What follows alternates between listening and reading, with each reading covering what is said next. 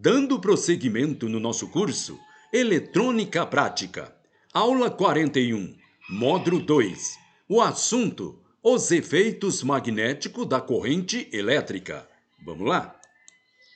Agora que já vimos a base teórica e prática quanto aos dois principais componentes eletrônicos passivos, isto é, o resistor e o capacitor. Abordamos também o conceito de corrente contínua e corrente alternada. E falamos um pouco sobre a teoria dos semicondutores, quando vimos o funcionamento dos diodos.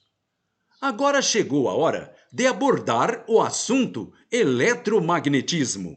Eletromagnetismo. Ou, em um termo mais abrangente, os efeitos magnéticos da corrente elétrica. Efeitos magnéticos da corrente elétrica. Conforme já vimos, podemos fazer muitas coisas com a corrente elétrica e as suas aplicações práticas, elas são quase infinitas. A criatividade do homem tem, ao longo dos últimos séculos, descoberto e inventado diversas maneiras de se usar a corrente para várias finalidades. Exemplo: guardar a corrente na forma de carga elétrica, com o uso de capacitores. Obter calor ou luz através de resistores especialmente dimensionados, e etc. Agora, se pudéssemos simplesmente enviá-la de um lugar a outro, isto é, transferi-la em outro local que não seja aquele no qual ela foi produzida. Isso parece coisa de mágica, a princípio. Porém existe leis imutável do nosso universo que permite tais façanha, justamente graças aos efeitos magnéticos da corrente, cuja a importância na eletricidade e eletrônica ela é muito grande. Alertamos aos nossos alunos que o assunto da presente lição constitui uma base muito importante para a sequência do aprendizado e que, portanto, devem ser entendido e praticado com muita atenção. Já que no futuro, em abordagem mais complexa, tais conceitos básicos serão obrigatoriamente usados como alicerce de outro assunto. Há muitos e muitos anos, os pioneiros dos estudos da eletricidade, eles descobriram que quando a corrente elétrica percorre um condutor qualquer, estabelece-se em torno desse condutor um campo magnético. Campo magnético. Convencionou-se, então, representar simbolicamente o campo magnético através de linhas de forças, cuja direção depende do sentido da corrente no condutor, cuja intensidade é proporcional à da corrente. Assim, independentemente do tamanho, forma e etc. do próprio condutor, se a corrente ela for fraca, teremos um campo magnético fraco. Se a corrente ela for intensa, teremos um campo magnético forte. Assim, se estabelecermos há um caminho para a corrente elétrica, ou seja, interligando um fio entre os dois polos de um conjunto de pilha, teremos então, ao longo de todo o fio, a manifestação do campo magnético na forma de linhas de forças circulares.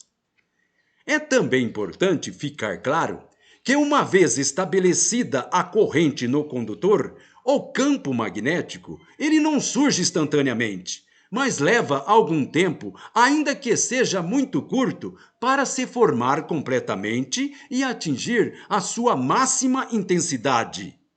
Desde o momento em que a corrente é aplicada ao condutor, até o instante em que o campo magnético se estabiliza na sua máxima intensidade, decorre, portanto, um tempo finito e mensurável, isto é, medível. Observe com atenção os diagramas ao lado. Preste atenção nesses diagramas. Observe que no diagrama, no primeiro instante, aplicamos uma corrente elétrica ao condutor.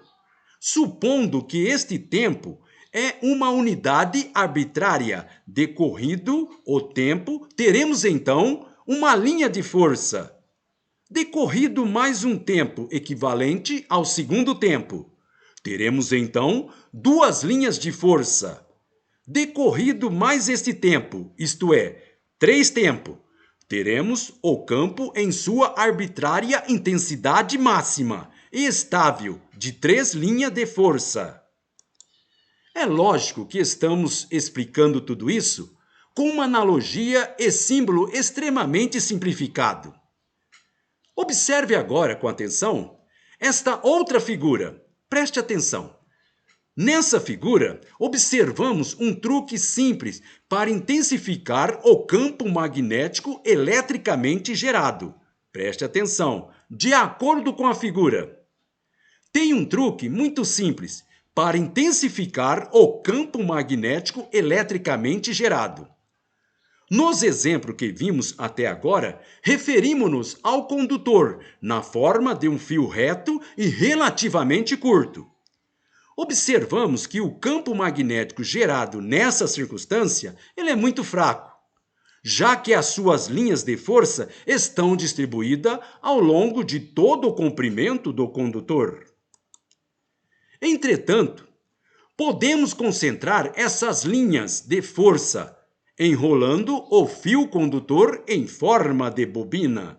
Preste atenção, aluno. Podemos concentrar essas linhas de força enrolando o fio condutor em forma de bobina. Com isso, podemos ter um ganho localizado, de modo que num determinado ponto tenhamos muito mais linhas de força do que tínhamos antes. Observe agora o símbolo gráfico. Preste atenção nesse símbolo gráfico da bobina, tecnicamente chamada de indutor.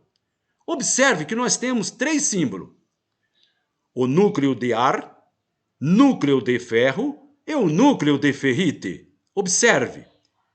Pedimos então aos nossos alunos que procure assimilar bem esses símbolos, pois muitas vezes eles serão apresentados no próprio diagrama. Muito bem, pessoal. Com isso terminamos esta nossa aula. Então, gente boa, até a próxima!